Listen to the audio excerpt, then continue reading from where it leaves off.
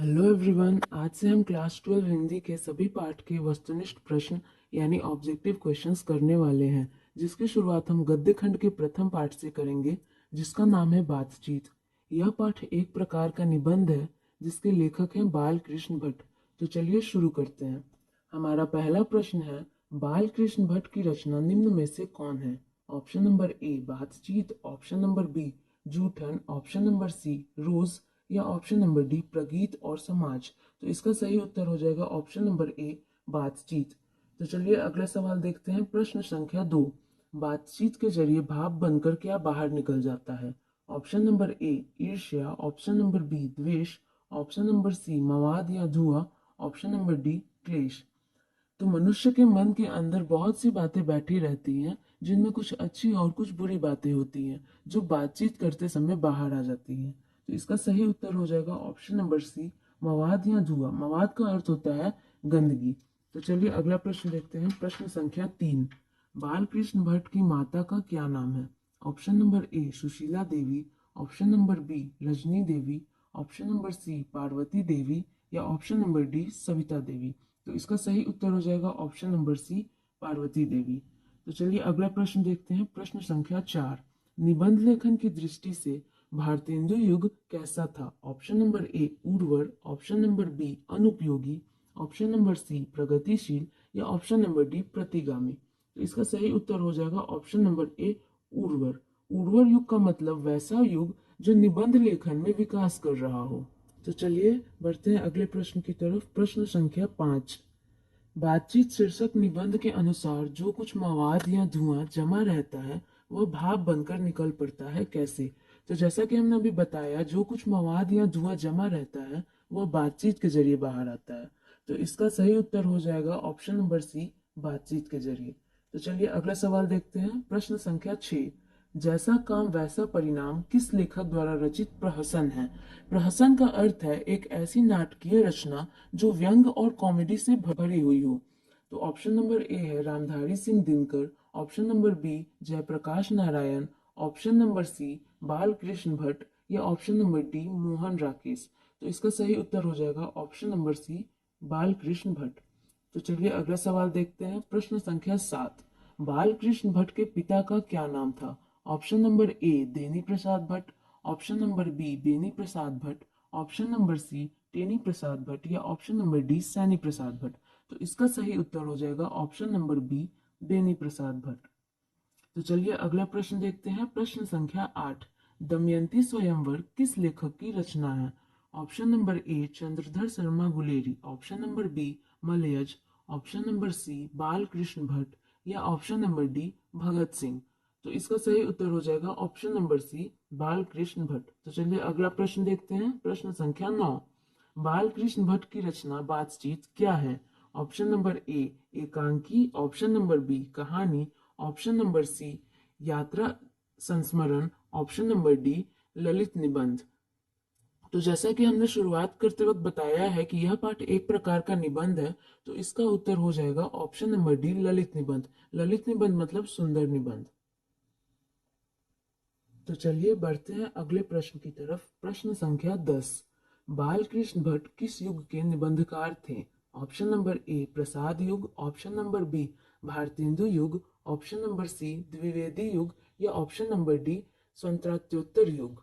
तो इसका सही उत्तर हो जाएगा ऑप्शन नंबर बी भारतेंदु युग। तो चलिए अगला प्रश्न देखते हैं। प्रश्न संख्या 11, मनुष्य की बातचीत का उत्तम तरीका क्या है? ऑप्शन नंबर ए विद्वत्तापूर्ण बात करना, ऑप्शन नंबर बी तर्कपूर्ण बात करना, ऑप्शन नंबर सी भीड़ से बात करना या ऑप्शन नंबर डी अवाक होकर अपने से बातचीत करना। तो इसका सही उत्तर हो जाएगा ऑप्शन नंबर डी अवाक होकर अपने से बातचीत करना, क्योंकि अपने आप से बातचीत करने से क्रोध पर हम अपने नियंत्रण पा सकते हैं, जिससे कि हमारी ना तो किसी से कटुता रहेगी और ना ही किसी को कष्ट पहुंचेगा। तो चलिए अगला सवाल देखते हैं। प्रश्न संख्या 12, संवाद में सबसे महत्वपूर्ण क्या है? ऑप्शन नंबर ए तर्क, ऑप्शन नंबर बी जिज्ञासा, ऑप्शन नंबर सी आत्मीयता या ऑप्शन नंबर डी प्रवाहपूर्ण भाषा। तो इसका सही उत्तर हो जाएगा ऑप्शन नंबर सी आत्मीयता। तो चलिए बढ़ते हैं अगले प्रश्न की तरफ। प्रश्न संख्या 13, बालकृष्ण भट्ट का जन्म हुआ था ऑप्शन नंबर ए 23 जून 1884 को, ऑप्शन नंबर बी 23 जून 1844 को, ऑप्शन नंबर सी 20 जुलाई 1902 को, या ऑप्शन नंबर डी 18 दिसंबर 1834 को। तो इसका सही उत्तर हो जाएगा ऑप्शन नंबर बी 23 जून 1844 को। तो चलिए अगला प्रश्न देखते हैं। प्रश्न संख्या 14। संयोगिता स्वयंवर रचना है option number A Balkrishna Bhatt की, option number B Pratap Narayan Mishra की, option number C Shrinivas Das की, या option number D Maithili Sharan Gupt की। तो इसका सही उत्तर हो जाएगा option number C Shrinivas Das की। तो मेरा अगला प्रश्न है प्रश्न संख्या 15। बातचीत शीर्षक निबंध के अनुसार रस का समुद्र किनकी बातचीत में उमड़ा चला जाता है। ऑप्शन नंबर ए दो हम सहेलियां की बातचीत में, ऑप्शन नंबर बी दो पुरुषों की बातचीत में, ऑप्शन नंबर सी दो बच्चों की बातचीत में, या ऑप्शन नंबर डी दो मूर्खों की बातचीत में।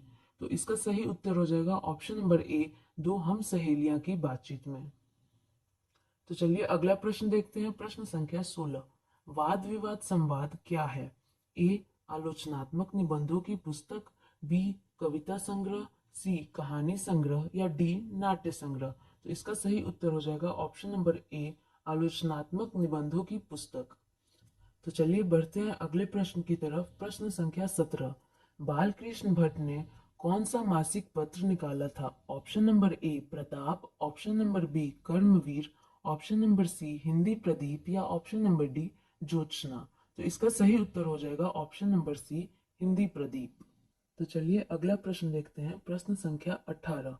बातचीत किस विद्या की रचना है। ऑप्शन नंबर ए आलोचना, ऑप्शन नंबर बी गीत, ऑप्शन नंबर सी शोध, या ऑप्शन नंबर डी निबंध। तो इसका सही उत्तर हो जाएगा ऑप्शन नंबर डी निबंध। तो चलिए अगला प्रश्न देखते हैं। प्रश्न संख्या 19। रॉबिन्सन क्रूसो ने 16 वर्ष के उपरांत किसके मुख से एक बात सुनी। ऑप्शन नंबर ए है फ्राइडे के, ऑप्शन नंबर बी संडे के, ऑप्शन नंबर सी एडिशन के, या ऑप्शन नंबर डी स्टील के। तो इसका सही उत्तर हो जाएगा ऑप्शन नंबर ए फ्राइडे के। तो चलिए अगला प्रश्न देखते हैं। प्रश्न संख्या 20।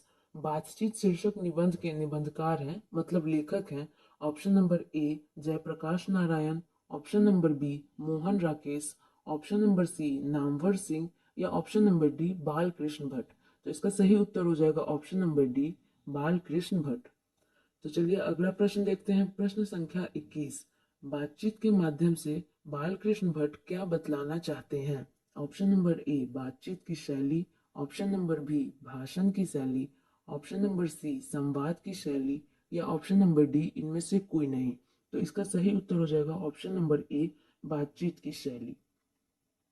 तो चलिए अगला प्रश्न देखते हैं। प्रश्न संख्या 22। भट्ट जी को किसने अंग्रेजी साहित्य के एडिशन और स्टील की श्रेणी में रखा है। Option number A Hazari Prasad Dwivedi, option number B doctor Nagendra, option number C Ramchandra Shukla, या option number D Ramvilas Sharma. तो इसका सही उत्तर हो जाएगा option number C Ramchandra Shukla. तो हमारा अगला प्रश्न है प्रश्न संख्या 23। बालकृष्ण भट्ट का निवास स्थान कौन सा है। Option number A Lucknow Uttar Pradesh, option number C Allahabad Uttar Pradesh, option number C Mathura Uttar Pradesh, या option number D Varanasi Uttar Pradesh. तो इसका सही उत्तर हो जाएगा option number B Allahabad Uttar Pradesh. तो अगला प्रश्न है प्रश्न संख्या 24। बालकृष्ण भट्ट ने किस पत्रिका का संपादन किया। Option number A Aryavart, option number B Hunkar, option number C Hindi Pradeep, या option number D Punjab Kesari. तो इसका सही उत्तर हो जाएगा option number C Hindi Pradeep. चलिए अगला प्रश्न देखते हैं। प्रश्न संख्या 25। बालकृष्ण ने हिंदी प्रदीप नामक मासिक पत्रिका निकालना कब प्रारंभ किया। Option number A 1877, option number B 1888, option number C 1890, या ऑप्शन नंबर डी 1894। तो इसका सही उत्तर हो जाएगा ऑप्शन नंबर ए 1877। तो अगला प्रश्न है प्रश्न संख्या 26। बालकृष्ण भट्ट के पिता पेशे से क्या थे। ऑप्शन नंबर ए चिकित्सक, ऑप्शन नंबर बी व्यापारी, ऑप्शन नंबर सी शिक्षक, या ऑप्शन नंबर डी समाज सेवी। तो इसका सही उत्तर हो जाएगा ऑप्शन नंबर बी व्यापारी। तो चलिए अगला प्रश्न देखते हैं प्रश्न संख्या 27। कौन सा उपन्यास बालकृष्ण भट्ट द्वारा रचित है? ऑप्शन नंबर ए मैला आंचल, ऑप्शन नंबर बी गोदान, ऑप्शन नंबर सी 100 अजान एक सुजान, या ऑप्शन नंबर डी अंतराल। तो इसका सही उत्तर हो जाएगा ऑप्शन नंबर सी 100 अजान एक सुजान। तो हमारा अगला प्रश्न है प्रश्न संख्या 28। नाटक के प्रारंभ में होने वाले मंगल पाठ को क्या कहा जाता है? ऑप्शन नंबर ए भजन, ऑप्शन नंबर बी नांदी पाठ, ऑप्शन नंबर सी मंगलाचरण, या ऑप्शन नंबर डी आरती। तो इसका सही उत्तर हो जाएगा ऑप्शन नंबर बी नांदी पाठ। तो हमारा अगला प्रश्न है प्रश्न संख्या 29। रॉबिन्सन क्रूसो को कब तक मनुष्य का मुख देखने को नहीं मिला? ऑप्शन नंबर ए 10 वर्ष तक, ऑप्शन नंबर बी 12 वर्ष तक, ऑप्शन नंबर सी 16 वर्ष तक, या ऑप्शन नंबर डी 18 वर्ष तक। तो इसका सही उत्तर हो जाएगा ऑप्शन नंबर सी 16 वर्ष तक। तो अगला प्रश्न देखते हैं प्रश्न संख्या 30। बोलने से ही मनुष्य के रूप का साक्षात्कार होता है, यह किसने कहा? Option number A Addison, option number B Ben Jonson, option number C Spencer, या ऑप्शन नंबर डी मिल्टन। तो इसका सही उत्तर हो जाएगा option number B Ben Jonson. तो चलिए अगला सवाल देखते हैं प्रश्न संख्या 31। असल बातचीत सिर्फ दो व्यक्तियों में ही हो सकती है, यह किसका मत है?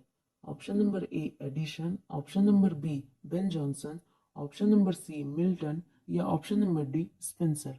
तो इसका सही उत्तर हो जाएगा ऑप्शन नंबर ए एडिशन। तो चलिए अगला प्रश्न देखते हैं प्रश्न संख्या 32। एडिशन के अनुसार असल बातचीत कितने लोगों के बीच में हो सकती है? Option number A 2, option number B 3, option number C 4, या ऑप्शन नंबर डी 5। तो इसका सही उत्तर हो जाएगा ऑप्शन नंबर ए 2। तो अगला प्रश्न देखते हैं प्रश्न संख्या 33। बातचीत से मन किस प्रकार का हो जाता है? ऑप्शन नंबर ए क्रोधपूर्ण, ऑप्शन नंबर बी भारी और बोझिल, ऑप्शन नंबर सी हल्का और स्वच्छ, या ऑप्शन नंबर डी इनमें से कोई नहीं। तो इसका सही उत्तर हो जाएगा ऑप्शन नंबर सी हल्का और स्वच्छ।